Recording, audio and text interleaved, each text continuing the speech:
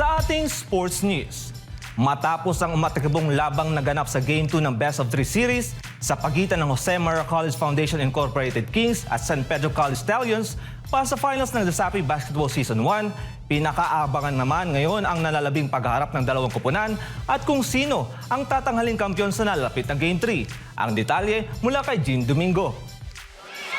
Mula sa dalawang dikit at emosyonal na laban, malinaw na walang gustong umatras sa pagitan ng JMCFI Kings at San Pedro College Stallions.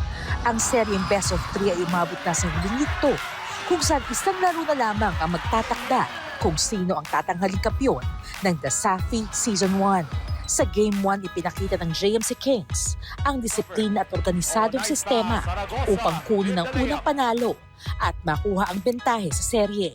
Habang nagpamalas naman ang San Pedro College Stallions ng agresibong depensa at matibay na opensa. Ayon sa mga opisyal ng Davao Schools Athletic Foundation Incorporated o DASAFI, malaking tulong ang ginanap na liga para sa mga mag-aaral na nais magamit ang kanilang talento di lamang sa basketball, kundi sa iba pang larangan ng palakasan. Actually, that was the vision of DASAFI before na nag-start na to provide another platform for especially for the student athletes. We started with the collegiate level now.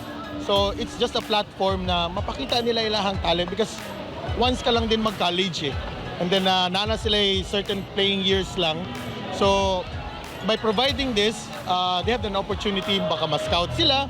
Maybe they will finish their career here in Davao or maybe na ay makakita sila from Manila or Cebu na makuha sila, ma-develop and then they can go to the next level. So very important din siya. Samantala, determinado ang JMCFI Kings na tapusin ang serye sa Game 3 at maiuwi ang titulo sa Davao basketball scene ngayong season. Magiging susi sa tagumpay nila ang pagpapanatili ng pressure sa Stallions at epektibong pagkontrol ng tempo ng laro. Ayon sa mga taga-Basit, inaasahan magiging mas maigting ang Game 3 kung saan parehong koponan magbibigay ng kanilang buong lakas. Inaanyayahan naman ng pamunuan ng DASAFI na suportahan ang nilalapit na laban sa pagitan ng dalawang koponan.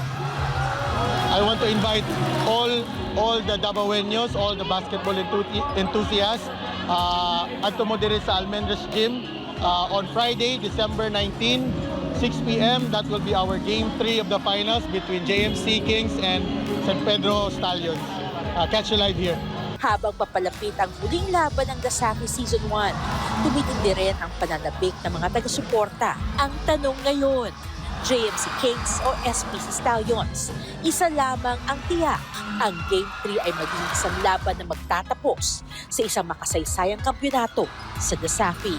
Para sa Diyos at sa Pilipinas kong mahal, Jean Domingo, SM9 News.